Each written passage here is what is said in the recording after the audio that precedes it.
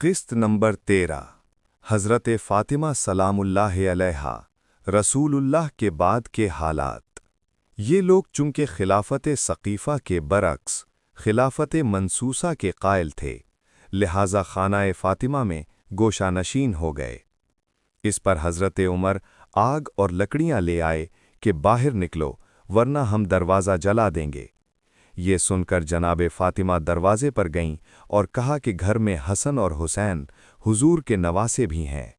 उन्होंने कहा होने दीजिए। तारीख़ तबरी वल इमामतु व सियासा जिल्द 1 सफ़ा 13। इसके बाद शोर गुल होता रहा और हज़रत अली को बाहर निकालने का मुतालिबा होता रहा। जनाब फ़ातिमा दरवाज़े के पीछे से पुकारती रहीं कि ऐसा मत करो, अभी तो रसूलुल्लाह का कफन भी मैला नहीं हुआ। पर किसी ने एक न सुनी और दरवाजे को आग लगा दी गई। और तारीख में है कि जब दरवाजे को गिराया गया तो उसके पीछे जनाब फ़ातिमा के ऊपर जा गिरा, जिसकी वजह से जनाब फ़ातिमा के बतन में जनाब मोहसिन की शहादत हुई। किताबुल मिलल व निखल शहर सत्तानी तबा मिस्र सफ़ा 20।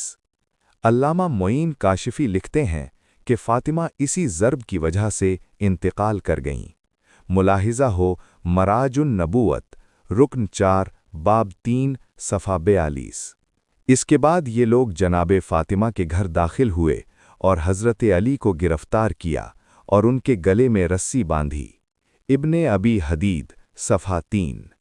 इसके बाद आपको दरबार खिलाफत में लेकर गए और कहा कि बैयत करो वरना तुम्हारी गर्दन कलम कर देंगे। रौज़तुल अहबाब। हज़रत अली ने फरमाया कि तुम किस बुनियाद और किस कायदा पर मुझसे बैयत ले रहे हो, ये नहीं हो सकता। वल इमामतु व सियासा आगे अभी जारी है, देखें अगली किस्त।